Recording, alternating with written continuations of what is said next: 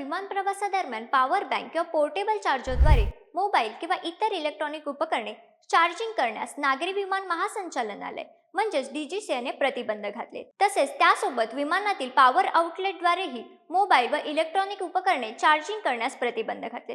पण डीजीसीएने घेतलेल्या या निर्णयामागे नेमके कारण काय सांगते. तर मोबाईल किंवा इतर इलेक्ट्रॉनिक उपकरणे चार्ज करण्यासाठी लिथियम बॅटरीचा मोठ्या प्रमाणात वापर केला जातो. परंतु यामुळे विमानात आगीच्या घटना या घडत होत्या. त्यामुळे विमान प्रवासातील प्रवाशांची सुरक्षितता धोक्यात येत होती. त्याचमुळे डीजीसीएने हा महत्त्वपूर्ण निर्णय घेतलाय.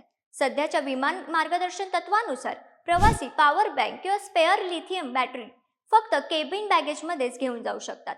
जागतिक स्तरावर लिथियम बॅटरीमुळे बऱ्याच ठिकाणी आग लागण्याच्या घटना या घडल्या आहेत. भारतातही ऑक्टोबरमध्ये इंडिगोच्या एका विमानात पॉवर बँकला आग लागण्याची घटना घडली होती. आता याच पार्श्वभूमीवर डीजीसीएने हा महत्त्वपूर्ण निर्णय घेतलाय. विमान कंपन्यांनी क्रू मेंबर्सना विशेष प्रशिक्षण दिल्याचेही निर्देश डीजीसीएने दिले आहेत. तसेच प्रवाशांनी पूर्ण चार्ज केलेली उपकरणे घेऊन प्रवास करावा व पॉवर बँक सुरक्षितपणे हँड बॅगेजमध्ये ठेवावी असे आवाहनही डीजीसीएने केले. या निर्णयाबद्दल तुम्हाला काय वाटते?